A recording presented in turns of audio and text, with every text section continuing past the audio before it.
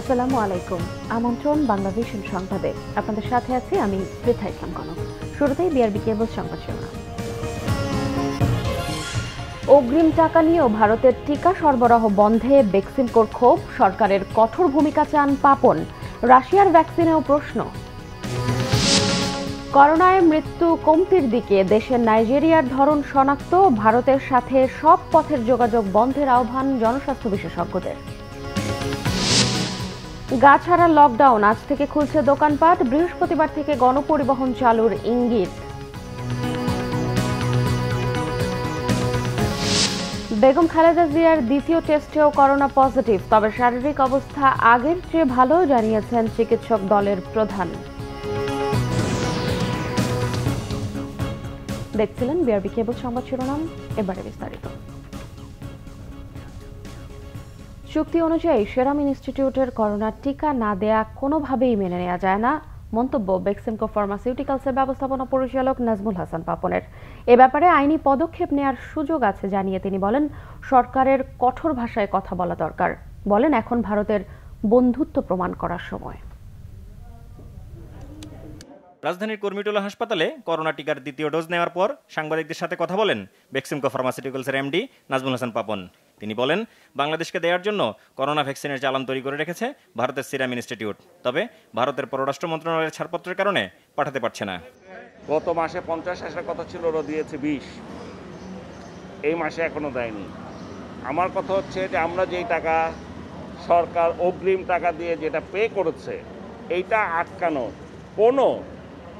কোনোভাবেই তারা পারে না। অলরেডি সেকেন্ড ডোজের কিন্তু শর্টেজ হয়ে যাবে সামনে কাজে আমাদের এটা ইমিডিয়েটলি দিতে হবে। আমি সরকারের কাছে আবেদন করছি, যেহেতু সিরাম ইনস্টিটিউট আমাদেরকে লিখিত জানিয়েছে, ওদের যে সিইও এন্ড ম্যানেজিং ডিরেক্টর, যে এমইএ সরকার আটকে রেখেছে, মানে ছাড়পত্র পাচ্ছে না, কাজে আমি মনে করি এরপরে আমাদের সরকারের চুপ করে থাকার কোনো কারণ নেই। আমাদের সরকার ইমিডিয়েটলি ওদেরকে স্পষ্ট ভাষায় বলা উচিত যে এটা আমাদের ভ্যাকসিন, আমরা আগে অ্যাডভান্স টাকা দিয়ে কিনেছি, এইটা আমাকে দিতেই হবে। পাপন জানান, ভারত সবসময় বাংলাদেশকে বন্ধু বলে আসছে, এখনই সময় বন্ধুত্বের প্রমাণ দেয়ার। আমার কথা হচ্ছে ডেফিনেটলি আইনি পদক্ষেপ নিতে পারে, বাট আইনি পদক্ষেপটা ইজ নট ইম্পর্টেন্ট। এখানে ইম্পর্টেন্ট হচ্ছে আমরা যে এতদিন ধরে বলে আসছি এবং আমরা যেটা বিশ্বাস করি, জানি যে ভারত বাংলাদেশের বন্ধু, এইটা তো এখন দেখার একটা সময় হয়েছে আমাদেরকে। এই ব্যাপারটা তো ডেফিনেটলি আমাদেরকে দেখতে হবে। এত মিষ্টি মিষ্টি কথা শোনার দরকার নেই। আমরা ওদের কাছ থেকে কোনো দয়া চাচ্ছি না। আমার ন্যায্য পাওনা দিয়ে আমাদের ভ্যাকসিন, সেটাই চাচ্ছি। রাশিয়ান টিকা আনা নিয়েও প্রশ্ন তুলেন বাংলাদেশ ঔষধ শিল্প সমিতির সভাপতি। যেটা কেন অ্যাপ্রুভাল পায় নাই, ইউএসএফডিএ, ইউকেএমএচআরএ, WHO অথবা ইউরোপিয়ান ইউনিয়ন, আমি এখন আরেকটু রিল্যাক্স করলাম, মিনিমাম এই চারটার একটা তো পাইতে হবে। যদি না হয়ে থাকে তাহলে এটা বানাবো আমরা, এটা তো বানানোর প্রশ্নই ওঠে না। মানে কেন, এটা তো সরকার অ্যাপ্রুভালে দেবে না, আমার আইনেও নাই, কোথাও নাই। যদি আইনের ব্যত্যয় ঘটাতে হয় যে আমি আনঅ্যাপ্রুভ ড্রাগ নিব, তাহলে ফার্স্ট প্রায়োরিটি শুড গেট গ্লোবের বঙ্গভ্যাক্স। তবে টিকার সংকট জুনের পর থাকবে না বলেও মন্তব্য করেন বেক্সিমকো ফার্মাসিউটিক্যালসের ব্যবস্থাপনা পরিচালক। আহমেদ সরওয়ার, বাংলাভিশন, ঢাকা। করোনায় দেশে আরও 83 জনের মৃত্যু হয়েছে। এই নিয়ে মোট মৃতের সংখ্যা দাঁড়ালো 10,952 জনে। নতুন করে শনাক্ত হয়েছে 2,697 জন। গেল সপ্তাহ থেকে করোনার ঊর্ধ্বমুখী সংক্রমণ ও মৃত্যু এখন কিছুটা কমতির দিকে। গতকাল স্বাস্থ্য অধিদপ্তরের বুলেটিনের তথ্য মতে 20,571টি নমুনা পরীক্ষায় করোনা শনাক্ত হয়েছে 2,697 জনের। আর 23 এপ্রিল সকাল 8টা থেকে 24 এপ্রিল সকাল 8টা পর্যন্ত মারা গেছেন 83 জন। তাদের 56 জনের বয়স 60 বছরের বেশি, 51 থেকে 60 বছর বয়সের 17 জন এবং 31 থেকে 40 বছরের 5 জন। এদের মধ্যে পুরুষ 58 জন এবং নারী 25 জন। স্বাস্থ্য অধিদপ্তরের সর্বশেষ তথ্য মতে 24 ঘন্টায় সুস্থ হয়েছে 5,477 জন। আর পরীক্ষা বিবেচনায় শনাক্তের হার 13.11, সুস্থতা 88.98 এবং মৃত্যুর হার 1.48। এদিকে দেশে করোনার নাইজেরিয়ার ধরন শনাক্ত হয়েছে। করোনা ভাইরাসের জিনোম উন্মুক্ত তথ্য ভান্ডার জার্মানির globe initiative on sharing all influenza ডেটার ওয়েবসাইটে বাংলাদেশের করোনার এই ধরন শনাক্তের খবর প্রকাশিত হয়েছে। খবর নিশ্চিত করেছেন বাংলাদেশ বিজ্ঞান ও শিল্প গবেষণা পরিষদের জিনোমিক রিসার্চ ল্যাবরেটরির বিজ্ঞানীরা। জিএসআইডির ওয়েবসাইটে বলা হয়েছে, বাংলাদেশে অন্তত ৮ জনের নমুনায় নাইজেরিয়ার এই ধরনটি পাওয়া গেছে। ঢাকার 7 জন এবং সুনামগঞ্জের 1 জনের দেহে এই ধরন পাওয়া গেছে। গেল মার্চ ও এপ্রিলে তাদের নমুনা সংগ্রহ করা হয়। এই 8 নমুনার মধ্যে 6টি বিসিএসআই এর, একটি institute of developing science and health industrial research এবং আরেকটি চাইল্ড হেলথ রিসার্চ ফাউন্ডেশনের পরীক্ষাগারে শনাক্ত হয়েছে। করোনার নাইজেরিয়ার এই ধরন শনাক্তে উদ্বেগের বিষয় বলে জানিয়েছেন জনস্বাস্থ্য বিশেষজ্ঞরা।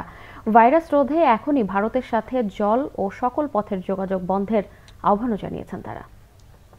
প্রতিবেশী দেশ ভারতে করোনার সংক্রমণ ভয়াবহ আকার ধারণ করেছে। প্রতিদিন রেকর্ড সংখ্যক শনাক্ত হচ্ছে এবং মৃত্যুর মিছিলও ক্রমাগত বেড়ে চলছে।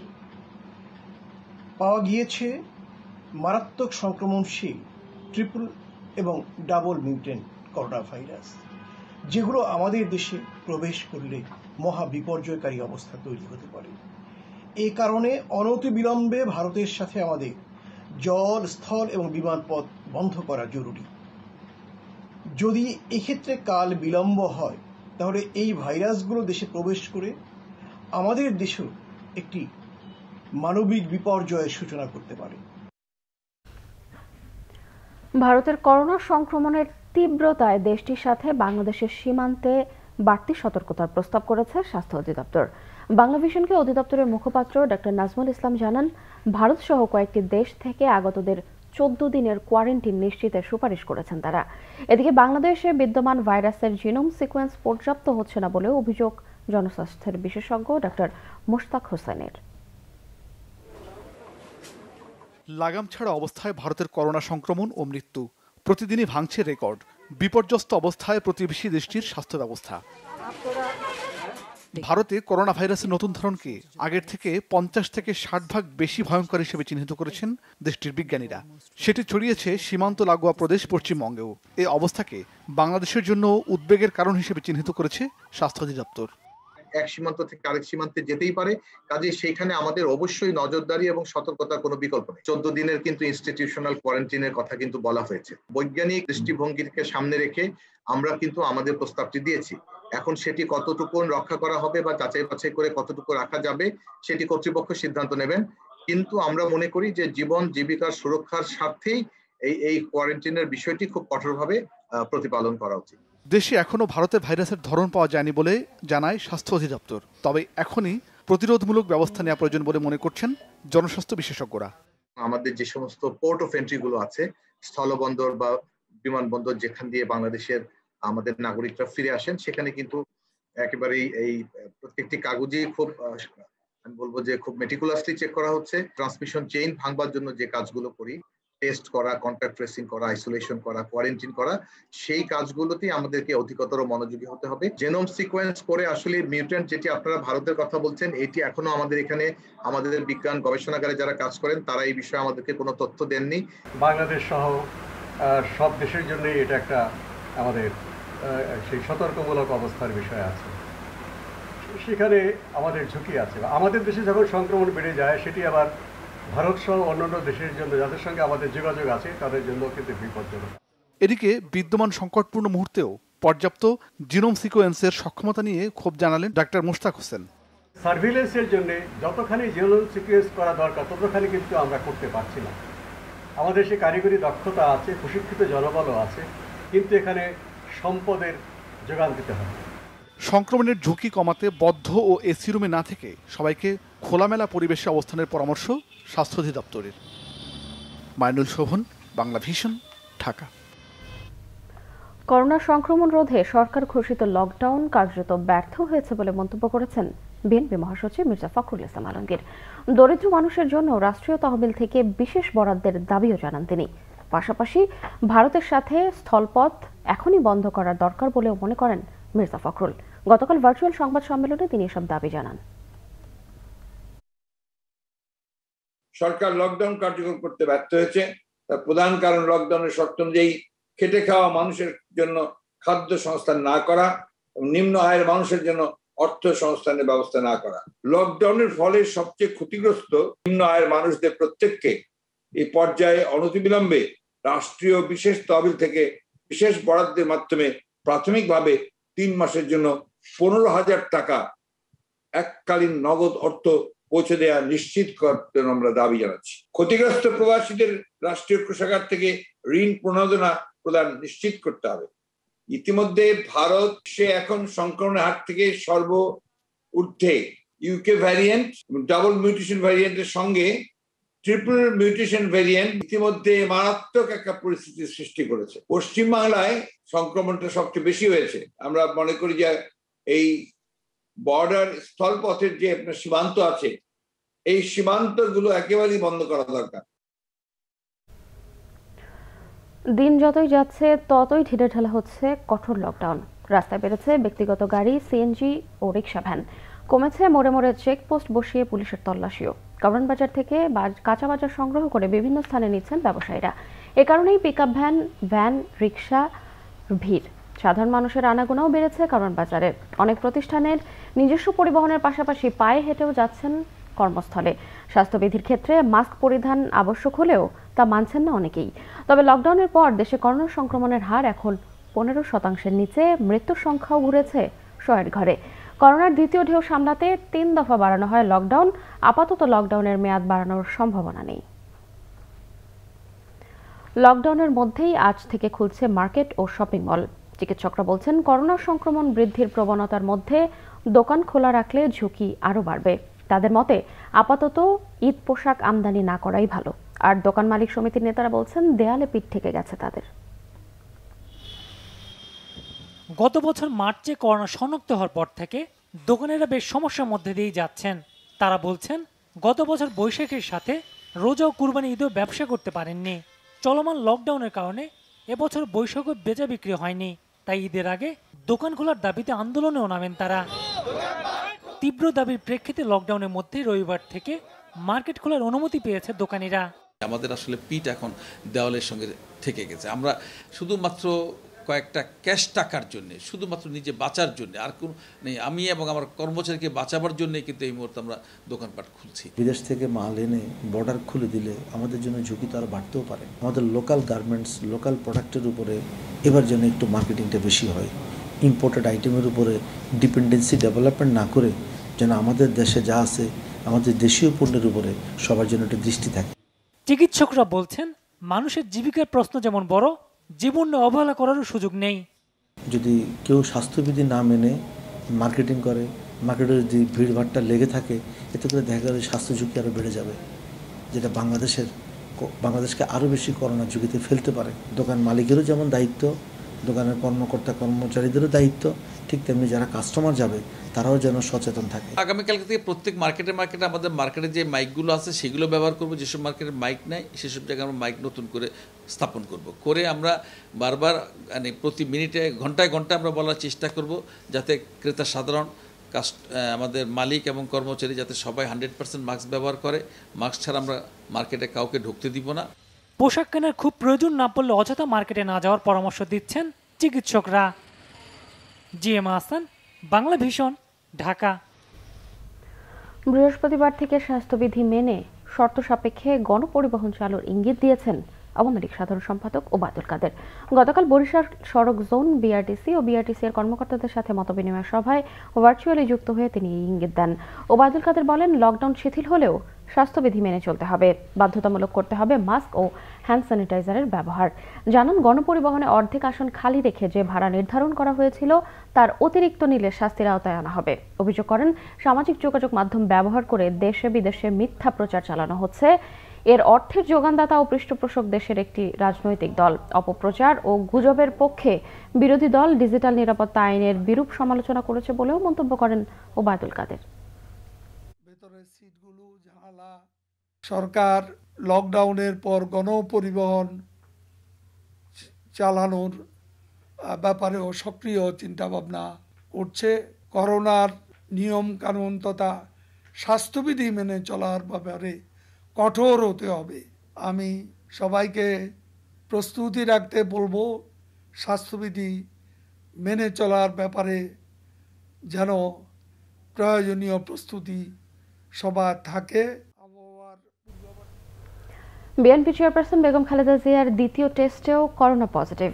শনিবার রাতে জানিয়েছেন তার ব্যক্তিগত চিকিৎসক টিমের প্রধান অধ্যাপক ডাক্তার FM সিদ্দিকী। তবে তার শারীরিক কোনো জটিলতা নেই। সেই সাথে বেগম জিয়ার বাসার 15 জনের নমুনা সংগ্রহ করা হয়েছে। সেখানে বেগম জিয়া সহ 5 জনের পজিটিভ রিপোর্ট এসেছে।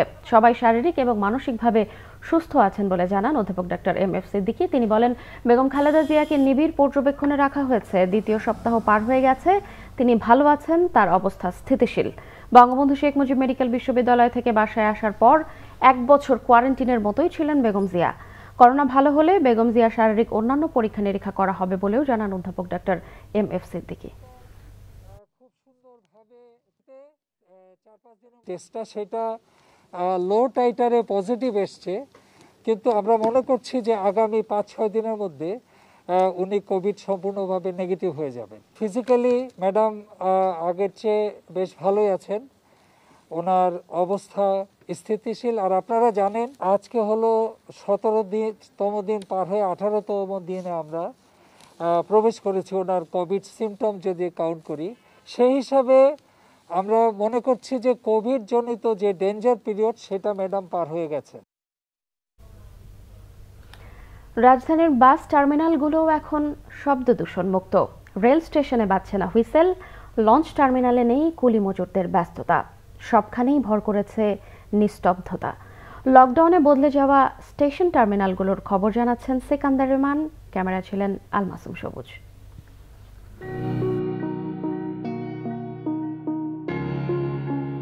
কমলাপুর রেলওয়ে স্টেশন স্বাধীনতার আগে 1968 সালের 27 এপ্রিল এই স্টেশনটি চালু হয়। শুরু থেকেই কর্মব্যস্ততা। করোনা যা নির্জন করে দিয়েছে, লকডাউন করেছে যাত্রী শূন্য। ঢুকতেই যে গম গম শব্দ ছিল, কান পাতলেও এখন আর তা শোনা যায় না। দেখা মেলে না ছুটে চলা যাত্রীদের, নেই টিটির ছোটাছুটি কিংবা কুলির দরদামের চিরচেনা দৃশ্য।